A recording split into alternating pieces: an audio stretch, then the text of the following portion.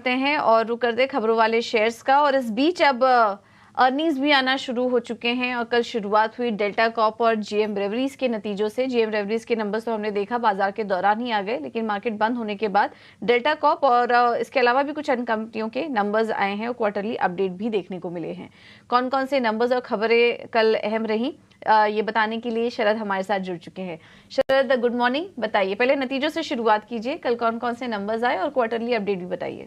Good morning पूजा। तो सबसे पहले बात करें तो डेल्टा कॉर्प के नतीजे आए पहले तिमाही के और largely weak set of numbers देखने मिले हैं। रेवेन्यू ले लीजिए, पैट ले लीजिए, ये दोनों में ही भारी गिरावट देखने मिली है।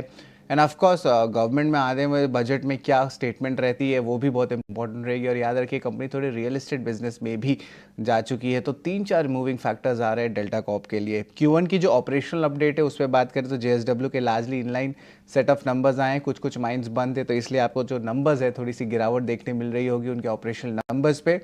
बट ओवरऑल जो है मैराथन नेक्स्ट जेन रियल्टी एक स्मॉल कैप कंपनी है रियल एस्टेट का, यहाँ पे भी वीक सेट ऑफ नंबर्स देखने मिला है आपका ओवरऑल ऑपरेशनली। तो ज़्यादा कुछ खास नहीं आया सिवाय डेल्टा कॉर्प के, तो उस पर ही फोकस रहेगा बाजार में।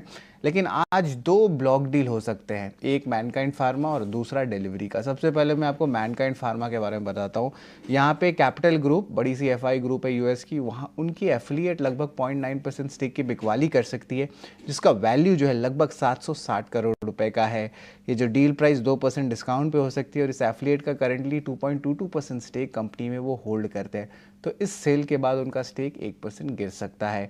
डिलीवरी में इंटरेस्टिंग बात है, कनाडा पेंशन फंड लगभग 3.2% स्टेक, जिसका वैल्यू ऑलमोस्ट 865 करोड़ है, वहाँ पे हम जो है बिकवाली देखने मिल सकता है। और याद रखिए जो डील है 3.5% डिस्काउंट में हो सकती है। अभी एक टाइप का कंप्लीट एग्जिट हो सकता है कनाडा पेंशन का। अब इसलिए मैं बोल रहा हूँ क्योंकि 25 अप्रैल को जो था उन्होंने जो है लगभग 2.8% स्टेक की ओपन मार्केट में बिकवाली की, लगभग 900 करोड़ का वैल्यू था 2 ब्लॉक डील्स में। तो अब उनका जो है सिर्फ 3.2% स्टेक बाकी होता है और आज के ब्लॉक डील के बाद अगर एक होता है तो एक कंप्लीट एग्जिट माना जाएगा। MGL, IGL, गुजरात गैस, तीनों ही CGDs के लिए जो है एक पॉजिटिव न्यूज़ फ्लो है।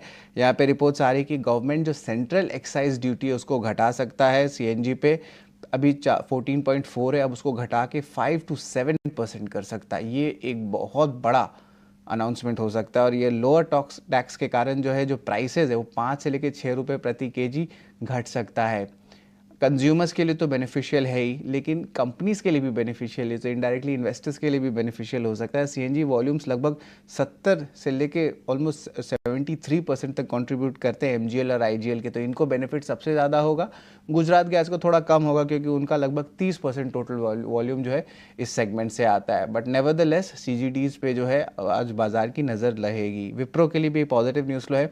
कॉग्निजेंट जो है लगभग $505,000 यानी कि 4 करोड़ जो है सेटल कर सकते हैं विप्रो की केस जो CFO जतिन दलाल के अगेंस्ट था, तो एक टाइप से पॉजिटिव स्टॉक के लिए। पिडलाइट मैनेजमेंट का मीट हुआ था, यहाँ पे नुवामा के हिसाब से उन्होंने कहा कि जो कोर कैटेगरी है वो अच्छा काम करेगा, सीलेंट में बुलिश नज़रिया है और जो ई-कॉमर्स का सेल्स है वो 14 गुना बढ़ा है 3 साल में, तो ये एक बहुत जो है आई पॉपिंग डेटा है। और इसके अलावा बड़े प्लान्स इनको बन रहे हैं कि इलेक्ट्रॉनिक और EV के एडिसिव मार्केट्स में ये घुसेंगे। इन्फोसिस ने भी 5 साल का बड़ा करार अनाउंस किया है सेक्टर अलार्म के साथ। और RVNL की अगर मैं बात करूँ तो 2 बड़े ऑर्डर आए हैं, जिनको कंबाइन करेंगे तो लगभग 400 करोड़ रुपए का रहेगा। और एक JV मिडिल ईस्ट में उन्होंने अनाउंस किया। KDDL लगभग 90 करोड़ का बायबैक अनाउंस किए, 3,700 रुपीज़ बायबैक प्राइस है, यानी कि लगभग 12 से लेकर 13% डिस्काउंट पे। HG इंफ्रा को 465 करोड़ का EPC ऑर्डर आया है सोलर प्रोजेक्ट के लिए।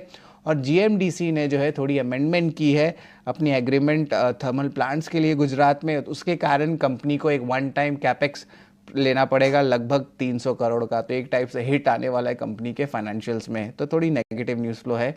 हमारे खबर पे मुहर लगी है। लॉयड्स मेटल में हमने बताया था कि फंड रेज होने वाली है और अब जो है QIP फंड रेज खत्म हो गई है।